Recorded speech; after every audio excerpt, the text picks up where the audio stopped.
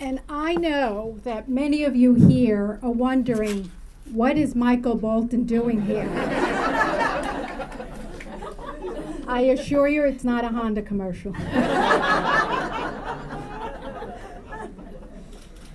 You know, Michael has been a really good friend over the years, and I had the honor and pleasure of meeting Michael back in 2004. We both testified before the Women's Congressional Committee, but we also stood together with many of you here in this room in front of the steps at the 77th Precinct almost 9 years ago when two of our finest were killed in responding to a domestic violence incident.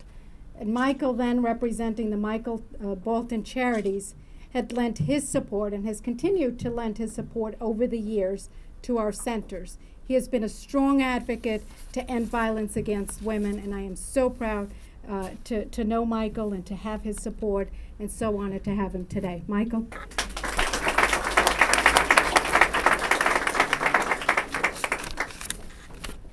Are you sure we're not doing a Honda commercial right now? We could. I'm honored just to be here in this room of amazing people who are doing amazing work for a lot of human beings and a lot of deserving human beings. And I want to go back to that time we spoke, and there was a press conference. And what year was 2004. Was 2004, when Mayor Bloomberg. Oh, I'm sorry. How about now? Okay. So I've never used a microphone before, so. First day with a new tongue as well.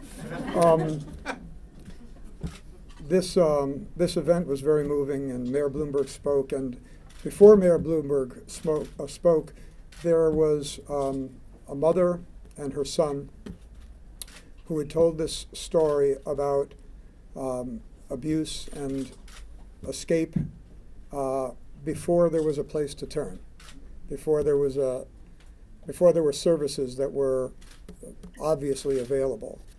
And Mayor Bloomberg said something that I will never, ever forget in my core. He got up to the mic after she spoke and said, "Shame on us for not being there for you." And that stayed with me and continues to stay with me. So I want to say good morning.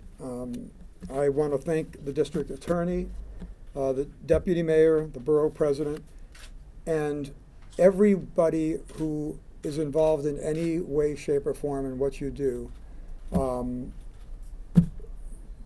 It's truly inspiring for me, and it fuels me to continue trying to do what you're doing here, to try to actually develop that in the state of Connecticut and everywhere I travel, to be able to talk about family justice centers and the need for them.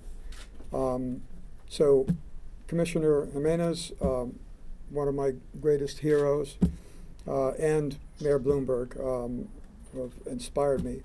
I'm very proud to be part of this moment. I was first introduced to the concept of the Family Justice Center through Commissioner Jimenez and Mayor Bloomberg.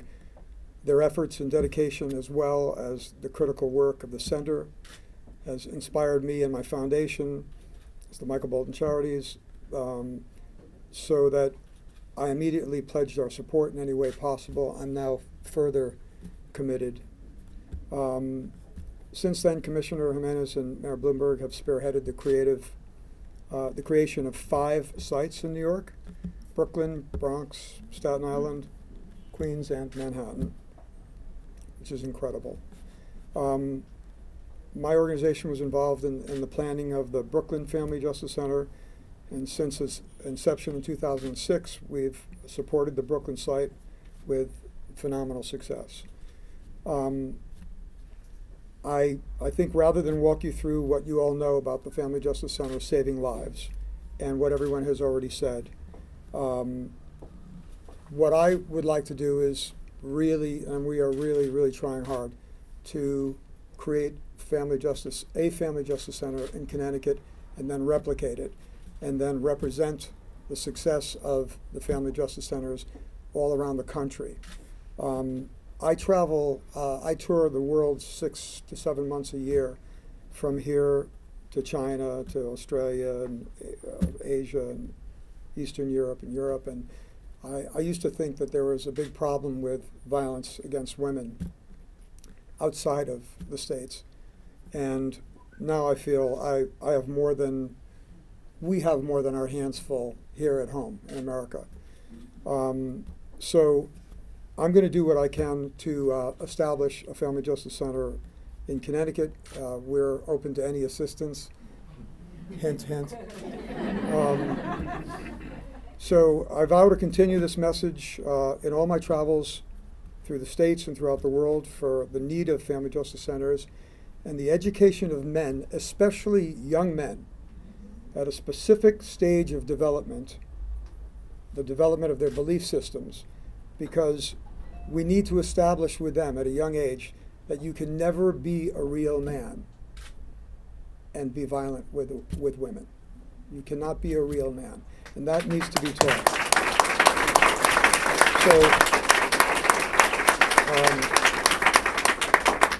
once again, I thank you for letting me be here and be a part of this, and thank you all so much for what you do. Thank you.